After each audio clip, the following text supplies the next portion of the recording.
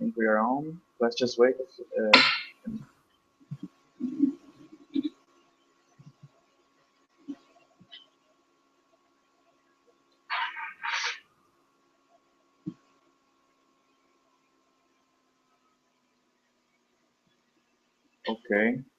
Okay.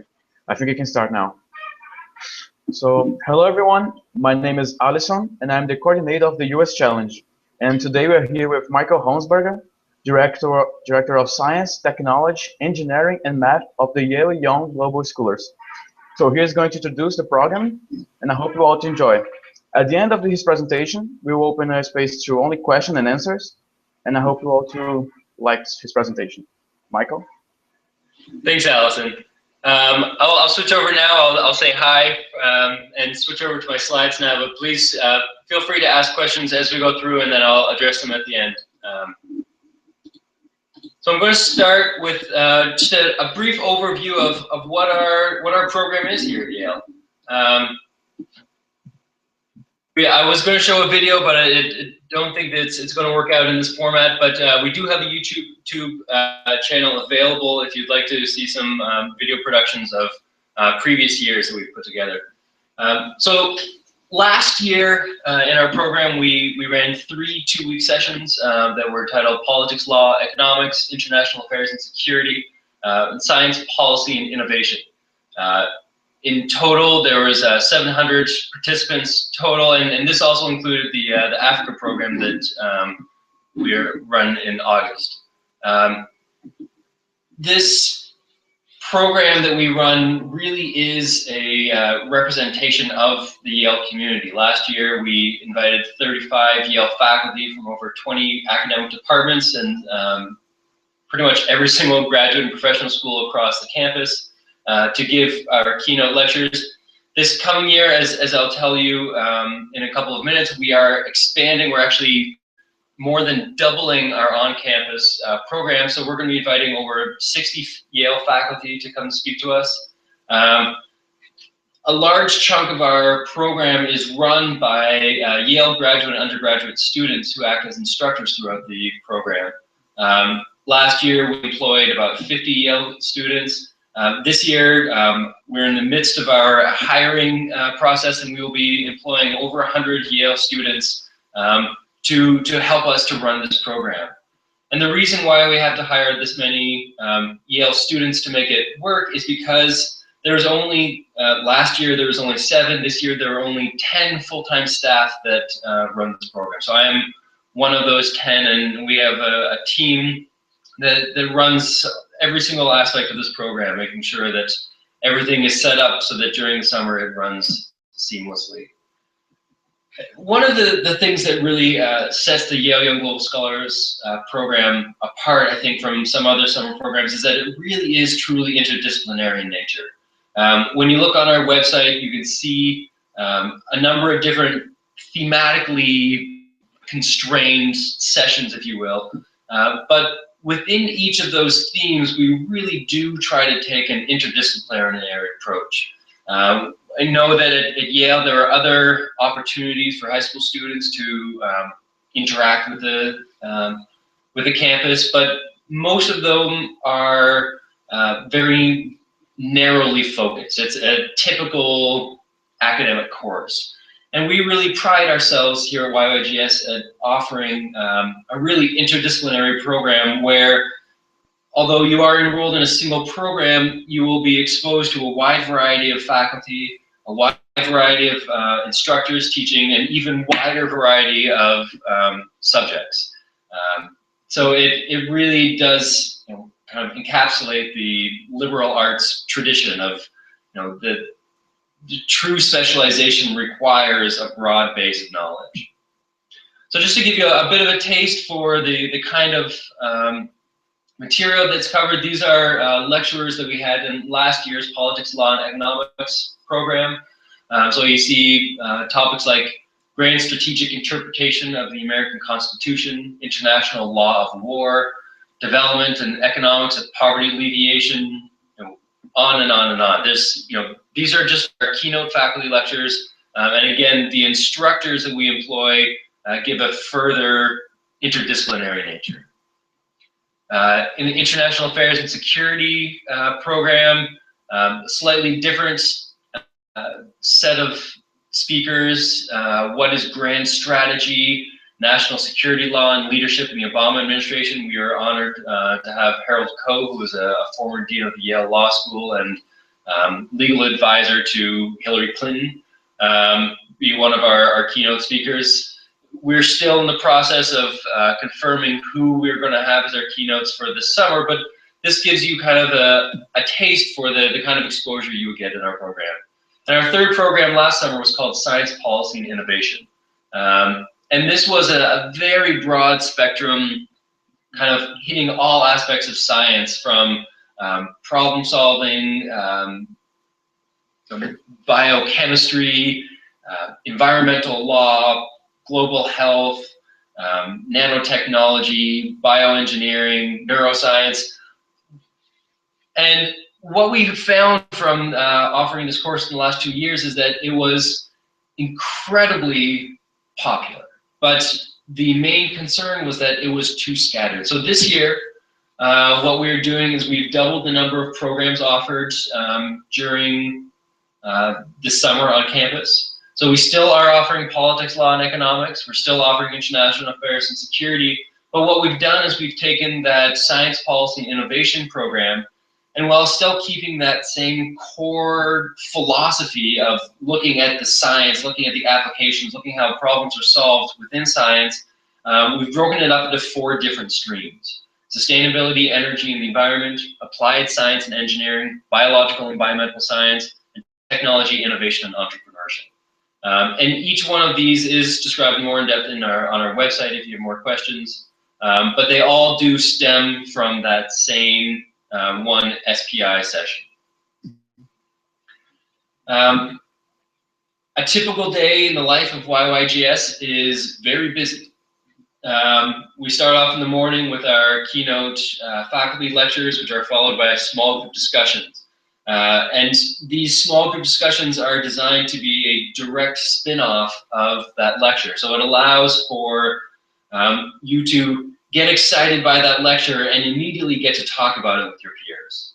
After lunch, we will have things like career talks or undergraduate science presentations. We go on different tours of lab facilities in the science programs. Then we have what are, I think, one of the coolest parts of the YYGS program is the seminars.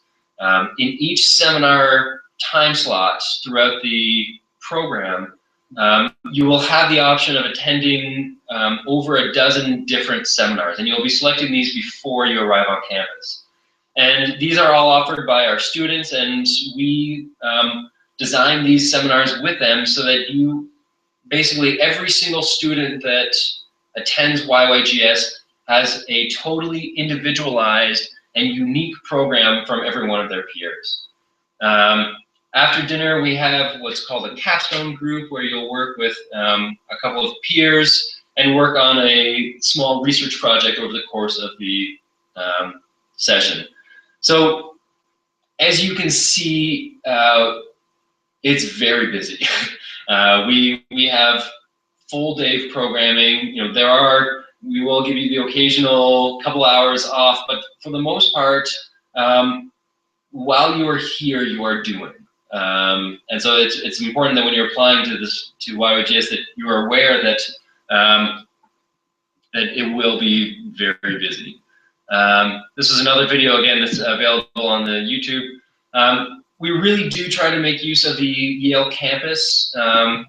While we're here, we have some incredible resources, and so we will, especially in the science programs, have a couple of afternoons that we will disperse throughout the campus and allow you the opportunity to explore things like what you see here is the Center for Innovation and Design, and you can take workshops there, going and touring different facilities on campus. This year, I've arranged for us to spend an entire day out on Yale's West Campus, where there's some incredibly cutting-edge facilities who have offered to open their doors to us and show you how they work.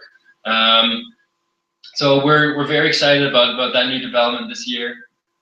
A little bit of an overview is to last year. On the left-hand side, you can see our application numbers. We had almost 2,300 submitted applications. We only had 600 and change positions available, so that's about a 27% admissions rate. At the moment, it looks like we are heading towards scaling to that number again this year. At the moment, we have over 10,000 started applications for this coming summer. Obviously, not all of those will be submitted, but it is a very competitive program to get into. We do provide financial aid on a need-based system. Of our students last year, 1/3 of all admitted students received some amount of financial aid. And this comes in the form of a partial tuition waiver, and 16% received full scholarship. So we do realize that the tuition for our program is not cheap, but we hope that does not impede anyone from applying, and we really feel strongly that if we believe that you will benefit from our program and that we will benefit from you being in our program, we will make sure that you can get here. You can't hold me to that, unfortunately, but we do offer a fair bit of financial scholarship. And as you can see on the right, the students who we have in YYGS do compare fairly closely to those that are admitted into Yale College a couple years down the road. As you have probably seen in the application, test scores are not required as part of your application, but if you have them, please do provide them, because it helps give us a more full picture of who you are as an applicant. This is a visual representation of our student population last year. As you can see, countries in blue are where we had admitted students arriving from, and it covers most of the globe. We had 92 countries represented in our admitted student population. Half of our student body is international. We really do take the global part of Yale Young Global Scholars very seriously. So that is my overview of the program, and I see that a couple of questions have come in, so I will start to address them now. First, and I apologize for mispronouncing your name. Wow, Pedro Schuchter, and I feel very comfortable that I mispronounced your name. I apologize.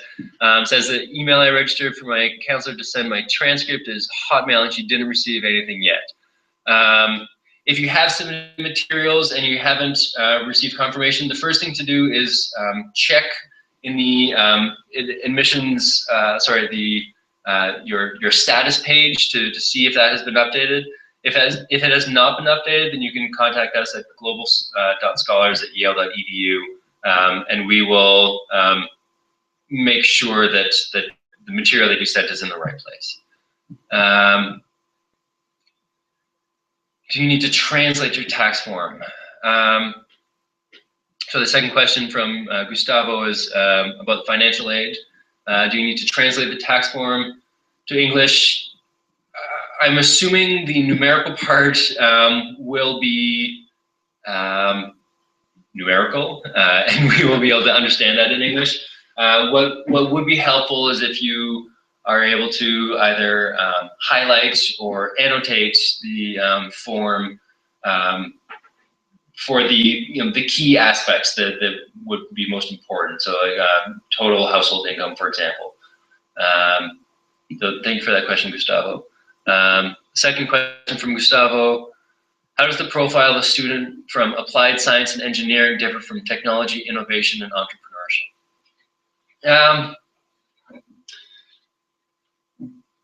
To be honest, I don't know.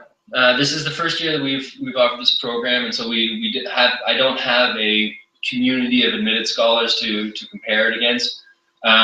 What I do see from quickly glancing through the started applications is that a lot of people are posting both as a preference, and we do on the application allow you to specify up to 4 sessions that you are interested in, and this is so that we, in addition to the material that you provided, we do get a feel for what you're interested in. If you are specifically only interested in 1 or 2, you can indicate that as well.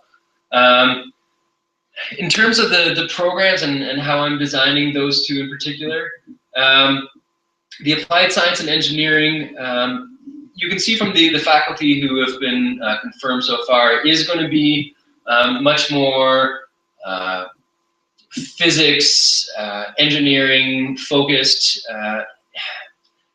I know referring to academic engineering is a bit of a misnomer, but the technology, innovation, and entrepreneurship will focus more on the entrepreneurship in a very loosely defined term.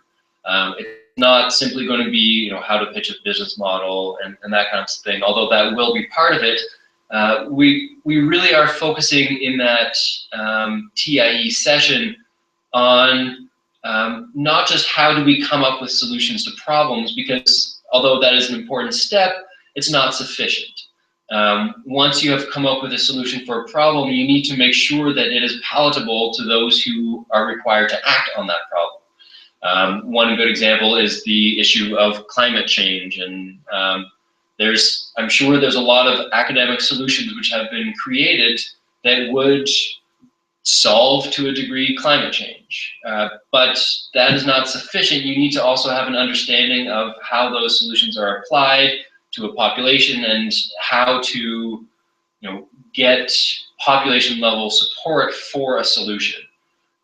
So that's kind of the bigger picture of technology, innovation, and entrepreneurship. I know that may raise more questions for you, but you should just apply and come, and we'll be able to answer them on the ground. Are there any more questions that I can help you with? Okay, Michael? Yeah. Rafael Souza sent a question to my mail. He's asking about the TOEFL, because many high school students here didn't take the TOEFL yet. So they are wondering, how can Yale certify that a student has a high level of English? We don't require it, but what we do require is that you complete the essays. And the nature in which you complete the essays will give us an understanding of your mastery of English. I want to be absolutely clear that the language that the program is run in across the board is English, and if there's no benefit to you to misrepresent your mastery of the language. We don't have anything in place to confirm that you in fact wrote the essays, although we do ask that you state that. But if you do arrive on campus and it appears that you were not able to have written those essays, we will take steps. So the essay is kind of our checks and balances on that if you have not actually taken it. Okay.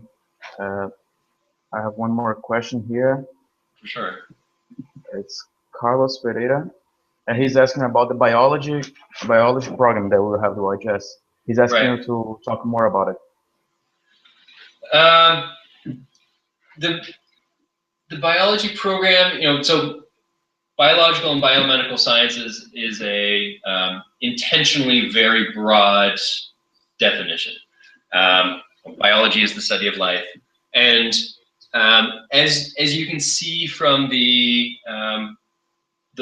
faculty who we've started to confirm, we are going to have a very broad perspective on this. And as I've been hiring instructors to teach seminars in this, I've been keeping this. And this is, it's going to go from, bench science, from, molecular biology, biochemistry, all the way to public health and economic modeling of public health interventions, history of science, bioethics.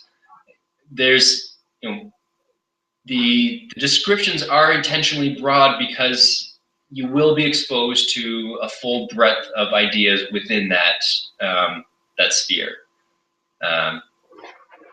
So that's I hope that answers your question about biological BBS program. So another question. If my extracurricular activities are all related to the program I'm applying to, will it be considered as a real valuable extra? Obviously, we look very carefully at your extracurricular activities, and this is part of what goes into our reading of your application. It will definitely back up your statements that you make in your essay if the activities that you pursued for the last number of years are all in the same vein. Having said that, we also really value, for lack of a better term, a well-rounded applicant. So if you do have activities that aren't directly in line with your intended program, we also see a lot of value in that. So I don't think that it's not invaluable to have those extracurricular activities in line with the program that you are applying to. But having that breadth is also something that we consider very valuable. So I don't think it would go against you either way. Next question from Gustavo is, I did my first ACT last year and I got 28. It is lower than the YYGS average. Do you think that I should include in my application?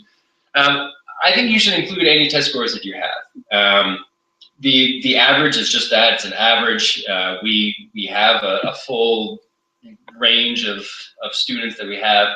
And academics and test scores, although they are very important, are not the only thing that we look at.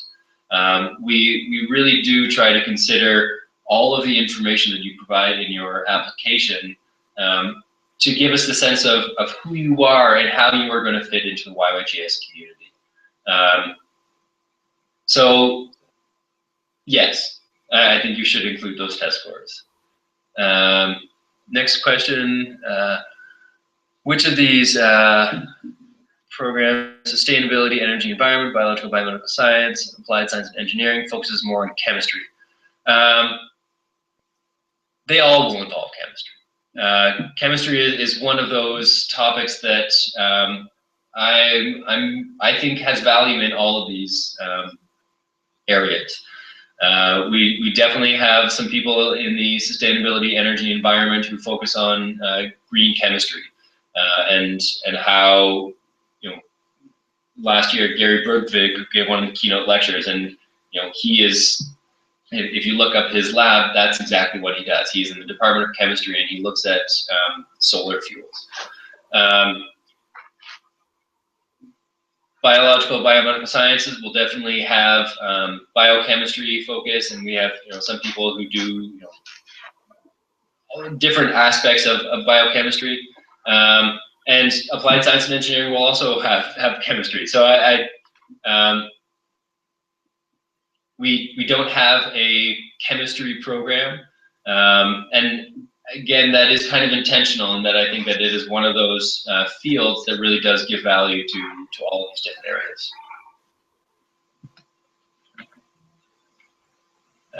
So I know that doesn't really answer your question, but I think in your application, if you use your essay to explain what your interest is in chemistry, then that and you state each of those as a preferred session, that we will try to put you into the one that we feel you are best aligned with. Next question from Gustavo. In the previous experiences tab, we have the option of submitting a resume or listing the activities. It is totally up to you. We just allow both. Not everyone has a resume, and so we wanted to have a way for people to submit information without having to create one. So if you have a resume that lists all your activities, by all means, share that with us.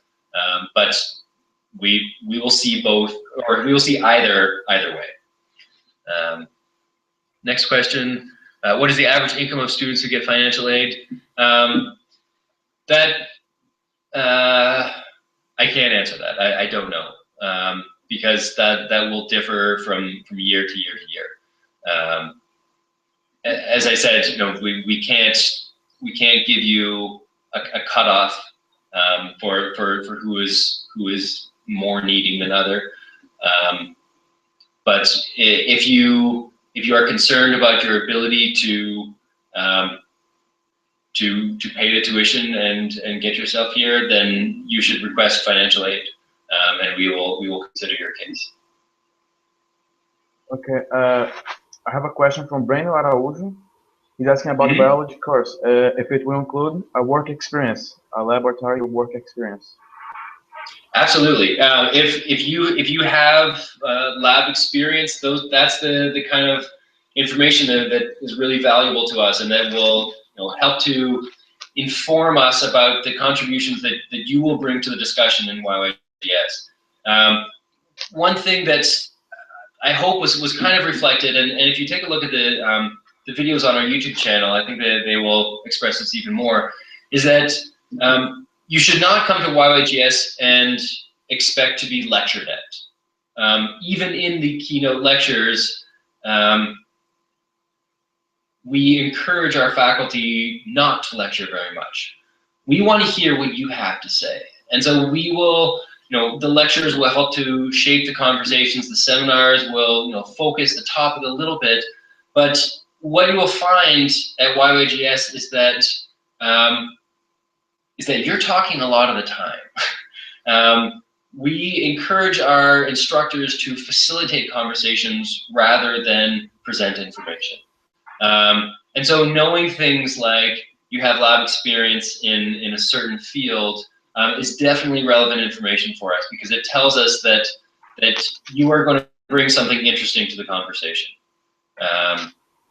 But hopefully that answers that question. Is scholarships need-based? Absolutely. That's all that scholarships are based on. We don't have any merit-based scholarships. It is purely need-based. Do letters of recommendations have to be in English? Yes, they do. Unfortunately, we do have some language specialties in our office, but we do require that all letters of recommendation are in English. So I realize that can be a bit of a hurdle, but we do need that on our end. Okay, I have one question from Alice Heckman. She's asking about the fee waiver. If there is any way to get a fee waiver. For the application fee waiver? Yeah. Yes, there should be a form on the website that you can submit to get the fee waiver. We realize that is part of the expense of the process, and so if the expense is a problem, then we want to make sure that doesn't get in your way. If you are unable to find that form, then you can contact us at Global Scholars at yale.edu, and we can point you in the right direction. Okay, I have one more here. Henrique dos Santos is asking, does the documents can be self-translated?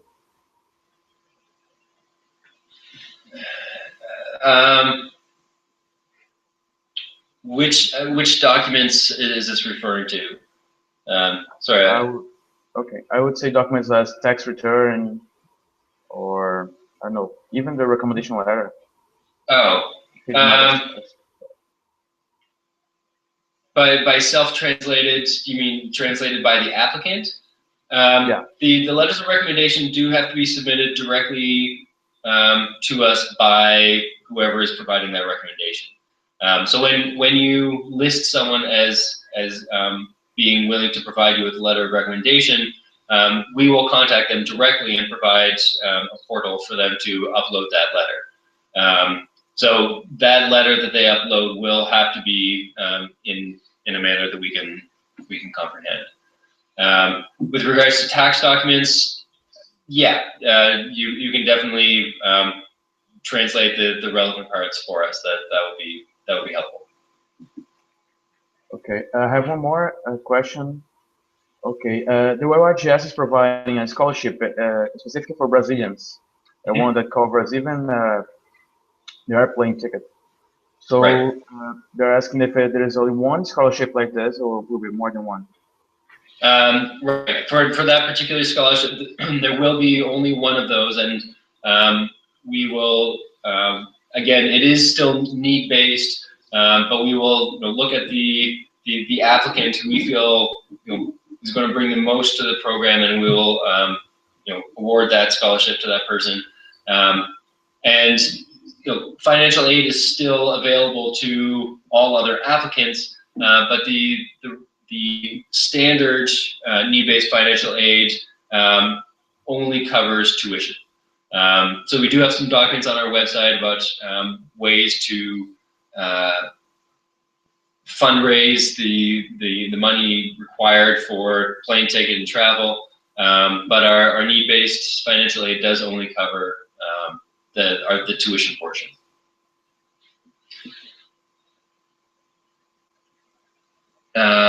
All the documents in English. Again, you don't need to translate all of the financial documents.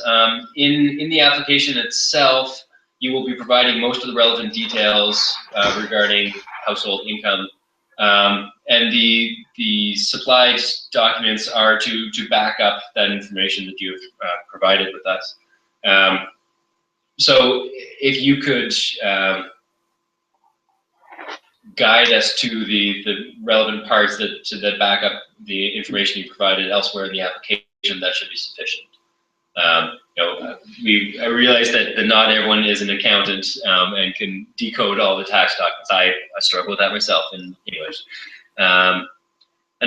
Does documents translated have to be an official translation?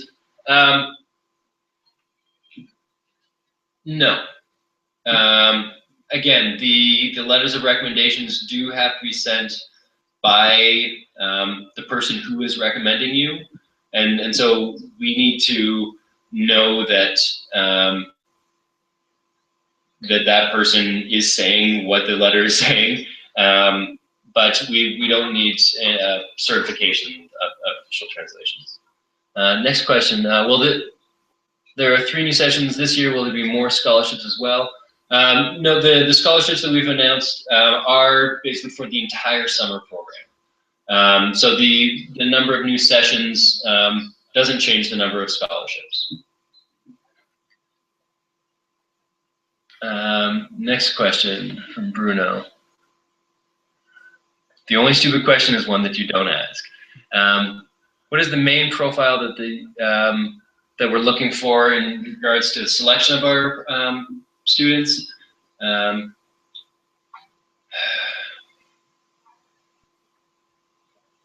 We're looking for interesting people. I know that's not very helpful, but we really do. Oh, sorry, I skipped one question. I'm answering Bruno's right now. I'll come back to Eloise's in a moment. We really do try to look at the whole profile of yourself that you are providing. As I mentioned before, academics are obviously very important. This is a very academically rigorous program, but we also really value that you are a person outside of your grades, and we want to see that person. We want to see what your interests are, what your passions are, what your activities are. These are all things that help to piece together for us who you are. In our application process, we are selecting a community.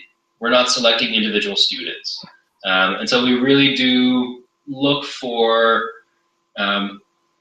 people who can be part of that community. Next question from, oh, I don't know. I'll go answer Leonardo's question now. Are students interested in different areas such as literature and politics, but also passionate about science and its application to society's development, encouraged to apply for YYGS STEM sessions? Absolutely. I don't, and I've tried really hard in the development of these STEM sessions not to make them into science courses. This is not a program where you go to learn more about biology. This is a program to go to if you love biology. And I strongly feel that that passion for biology or passion for science and the application of science is what makes that science interesting.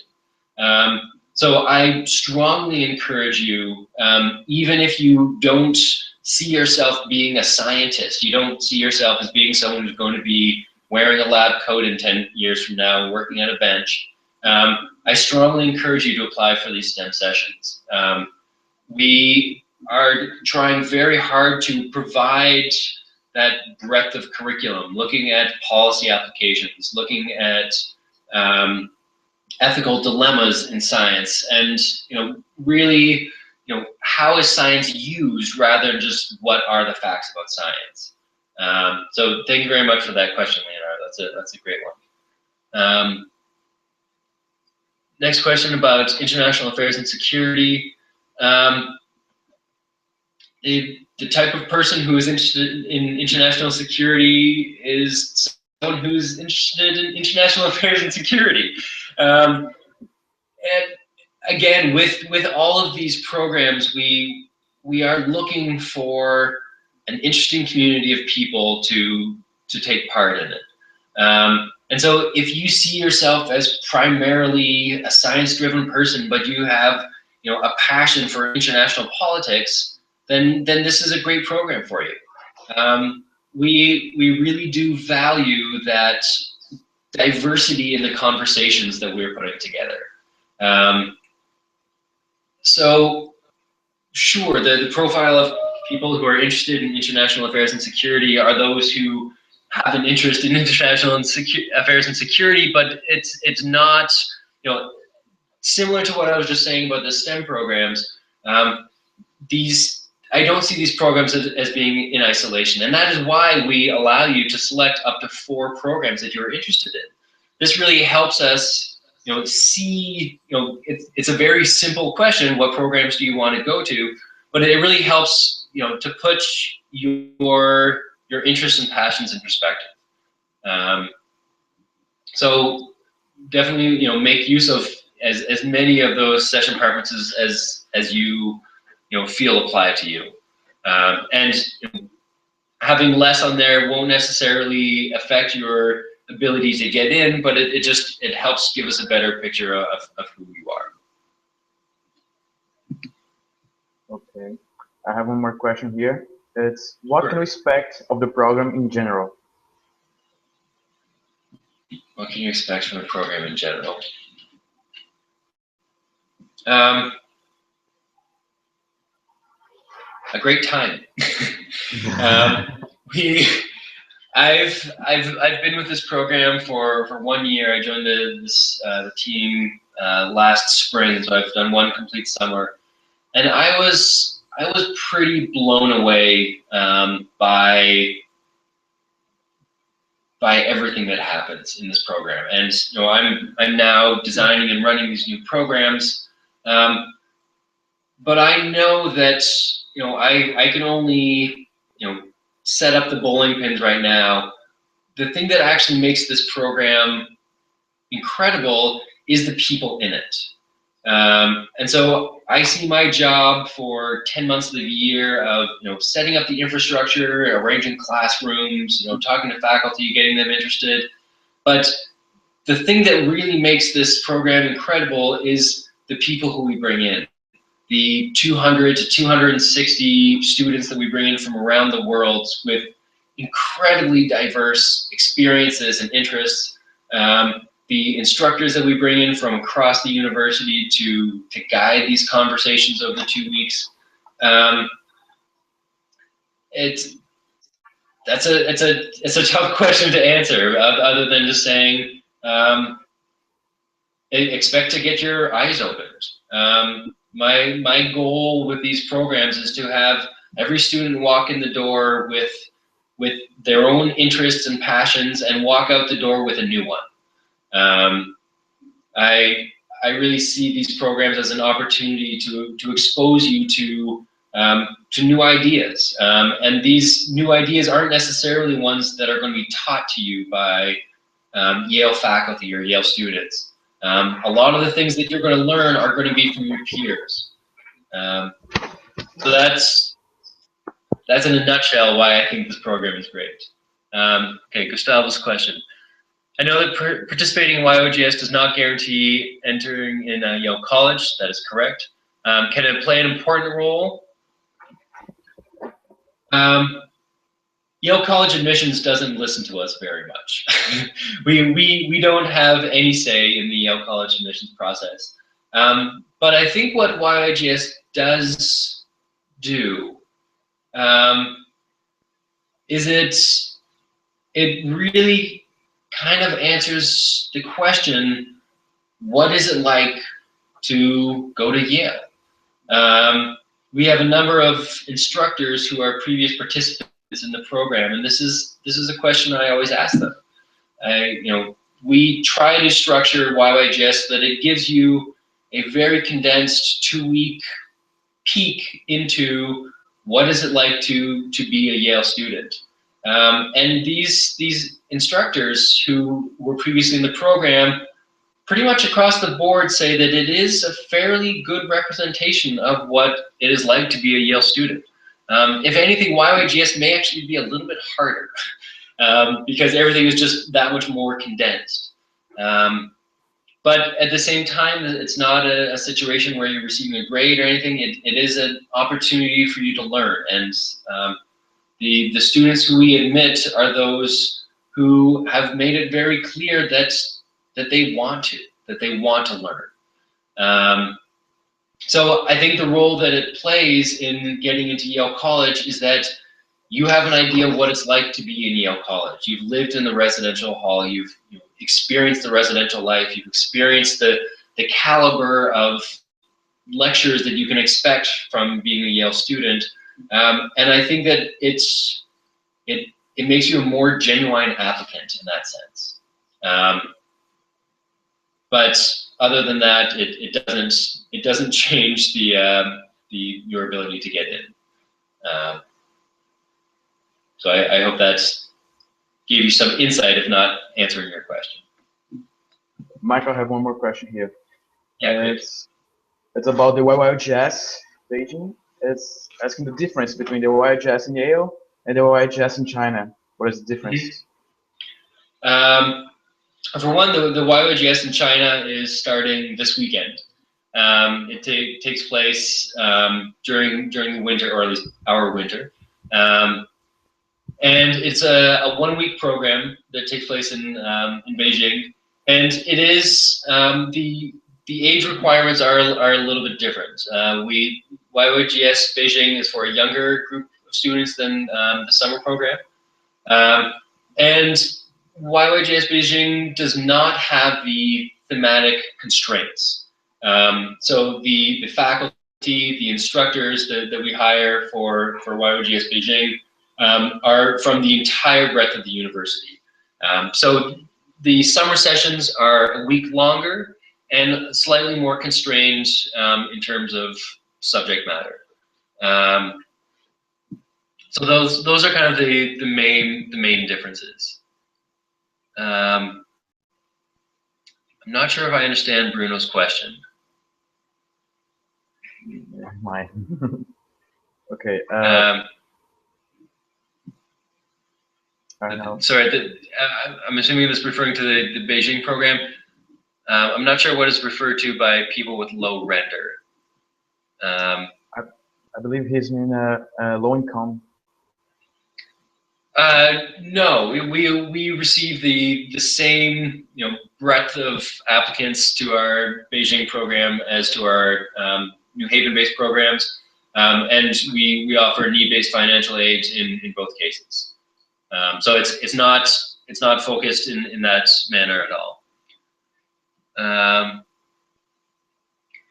Do I believe or recommend that this program could be useful for the resume or application to an American university? Question from Angelita.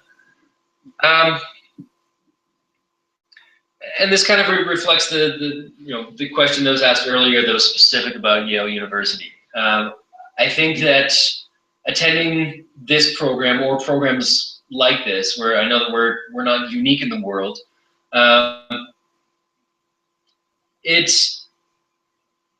I think it's helpful for you as an individual when you are applying to American universities. It gives you, a taste for what American university life is like, and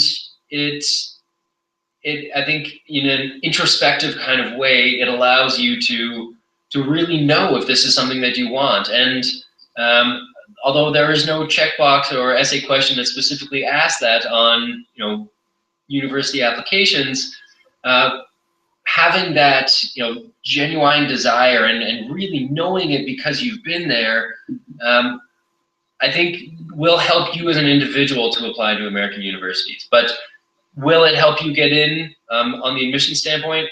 I can't speak directly to that. Sorry. Yeah. And not because I don't want to, but because I really don't know. So if we have one more question, we'll maybe ask that and then we'll wrap up. But in general, if you have any further questions, please feel free to send them to our global.scholars@yale.edu email address. And it is definitely a busy time of year for us right now as we approach the application deadline. So we will try to answer your question as quickly as possible. But please, bear with us as we get to your question. All right, so final question from Juan Pedro de Jesus Herrera.